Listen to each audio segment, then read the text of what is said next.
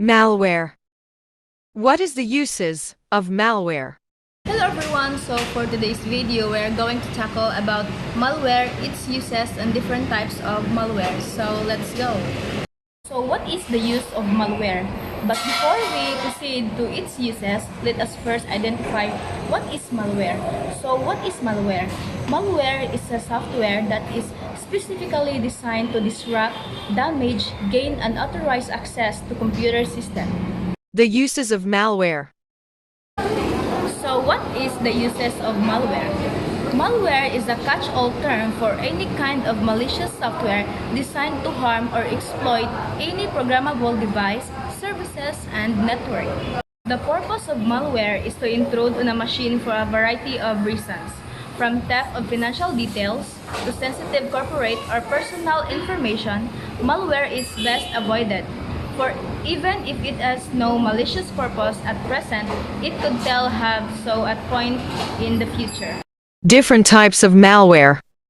Viruses. A computer virus is a type malicious software or malware that spread between computer and causes damage to data and software. Computer viruses aim to disrupt system, cause major operational issues, and result in data loss and leakage.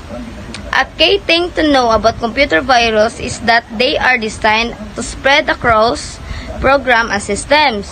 Computer viruses typically attach to an executable host file, which result in their viral code executing when a file is opened.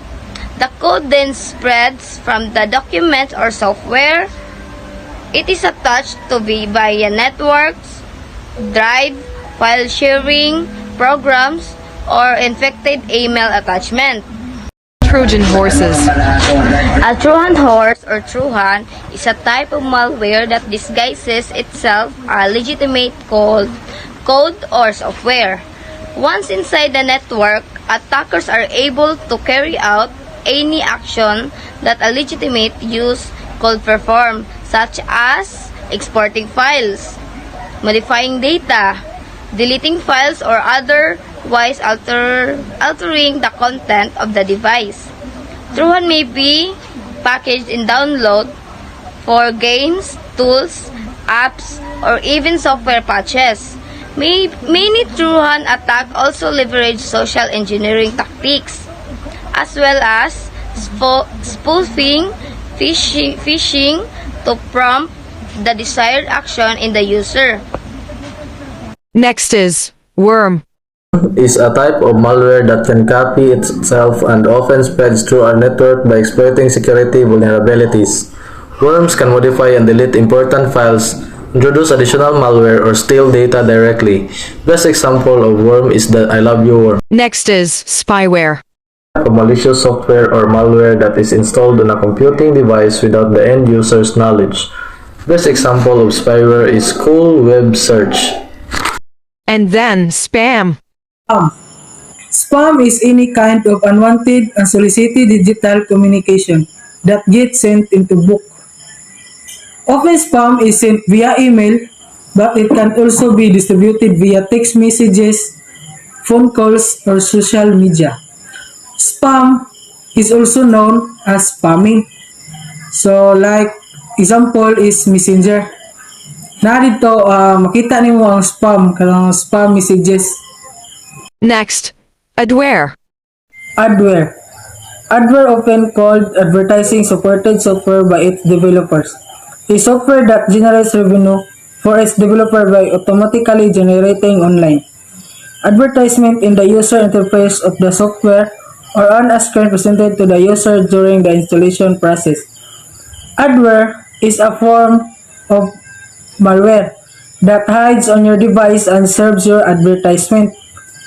Some adware also monitors your behavior online so it can target you with specific ads. So example ani adware kanang mo tanaw ka sa YouTube. Diba, magtanaw ka sa YouTube like mukha kag mga movie na dito mo insert ang mga ads sa mga pila ka seconds. So mo na siya sample sa adware nga advertisement.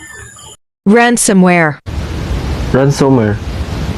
a type of malicious software designed to block access to a computer system until a sum of money is paid. Although ransomware is usually aimed at individuals, it's only a matter of time before business is targeted as well. Ransomware is a type of malware from cryptovirology that threatens to publish the victim's personal data or permanently block access to it unless a ransom is paid. While some simple ransomware may lock the system without damaging any files, more advanced malware uses a technique called cryptoviral extortion. It encrypts the victim's files, making them inaccessible, and demands a ransom payment to decrypt them. In a properly implemented cryptoviral extortion attack, recovering the files without the decryption key is an interactable problem and difficult to trace. Digital currencies such as PaySafeCard or Bitcoin and other cryptocurrencies are used for the ransoms, making tracing and prosecuting the perpetrators difficult. Ransomware attacks are typically carried out using a Trojan disguised as a legitimate file that the user is tricked into downloading or opening when it arrives as an email attachment. However, one high-profile example, the WannaCry Crown, traveled automatically between computers without user interaction. Next is zombie. Zombie malware. So what is a zombie computer? A zombie computer is the result of a cyber attack similar to traditional Trojan horse attack, a malicious code wrapped inside a regular behaving code. But instead of aiming only to install a keylogger and steal your personal data, the malicious software will transform your computer into a zombie. Thanks to this infection, the hackers can control it remotely. Very often, they will make it work with other zombies. Together, all these infected computers will form a zombie army. And so, what is botnet? Botnet is a portmanteau word made with the terms robot and network. Botnets are entire networks of computers, controlled and instructed to do many kinds of hostile things, such as attack other computers, send spam or phishing emails, infect other computers or IT system with malwares, commit advertising frauds, other similar malicious acts. And worst part is that it all can happen with you having the slightest idea about it. And now let's move on to the phishing malware. So phishing involves an attacker trying to trick someone into providing sensitive account or other login information online. All the different types of phishings are designed to take advantage of the fact that so many people do business over the internet. This makes phishing one of the most prevalent cybersecurity threats around, rivaling distributed denial of the service, attack data breaches, and many kinds of malware. Phishing has many types, but I'll be sharing you some of. And lastly, phishing. That you have an idea. So, spear phishing. Spear phishing involves targeting a specific individual in an organization to try to steal their login credentials. The attacker often first gathers information about the person before starting attack, such as their name, position, and contact details. For example, an attacker tried to target an employee of NTL World, which is part of the Virgin Media Company, using spear phishing. The attacker claimed that the victim needed to sign in a new employee handbook.